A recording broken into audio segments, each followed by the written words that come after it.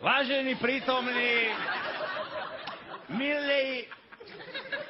milé bratia, sestry, sesternice, brazanci, dovoľte mi, aby som sa ja tu vyjadril k tomu, čo ma znepokojuje, ale ešte predtým vám vravím, zobuďte sa. Zobuďte sa, Slováci, kým je čas. Veď dookola sú sami Maďari. Toto ste chceli, Slováci, toto? Aby nás tu zaplavili Maďari? Teraz, keď tu máme povodne? Veď oni prídu všade na člnkoch z Budapešti a z Komárna. No, normálne hore prúdom prídu a potom sa dosmejete, keď vás budú mlátiť. Bičom, normálnym korvačom vás budú mlátiť po hlave a kde im príde trstenicou vás budú mlátiť.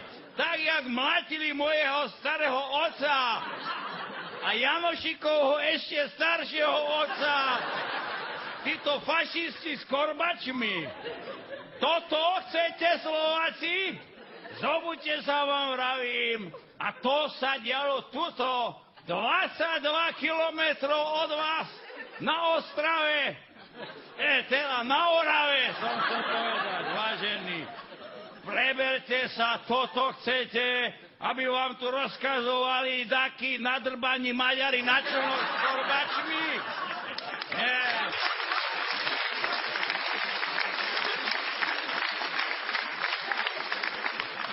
Nie, toto my nechceme. My zobereme zbranie, aj tanky, ak také nájdeme, a pôjdeme im oproti, zrovnáme ich zo zemou. A keď sa nasereme, tak sa otočíme a zrovnáme aj Čechov hnusných maďarských.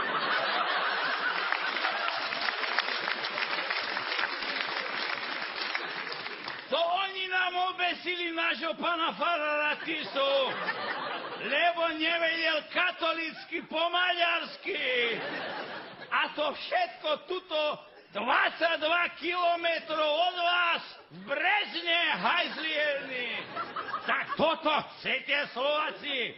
Ja vravím, berme zbranie, každý, kto ešte vládze držať, nech drží a zrovnáme im tie člnky zo zemou. Tak ako oni mlátili môjho starého otca trstenicou, to mi na vlastné oči rozprával, ako ho mlátili. Normálne ho mlátili.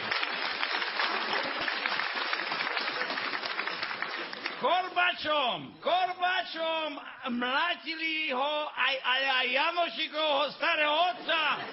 Dobili normálne Korbačom na smrť, ale on to potom prežil.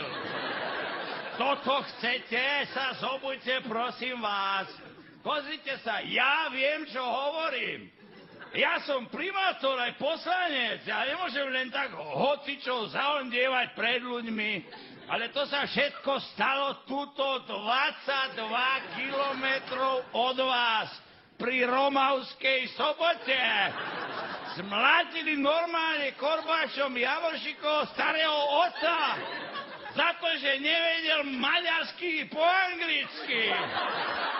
Ja vám vravím, oni prídu hore Dunajom, hore Hronom na tých člnkoch s Korbačmi a potom sa dosmejete.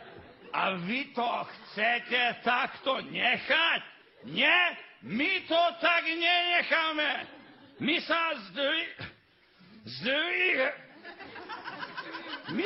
zdvihneme, keď vytrezveme a pôjdeme oproti tým člnkom na tankoch a normálne ich vypleskáme tých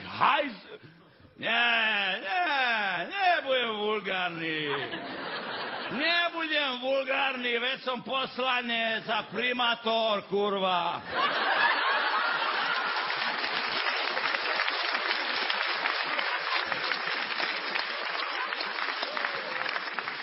Teraz sa smejete, ale sa dosmejete.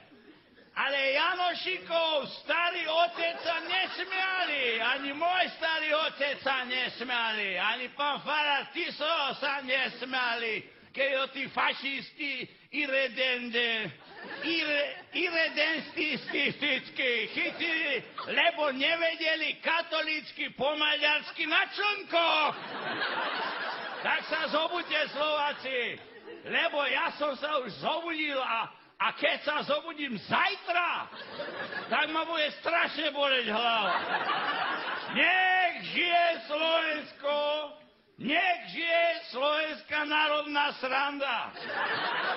Dobrú noc a zobudte sa. Na stráž a na zdravie.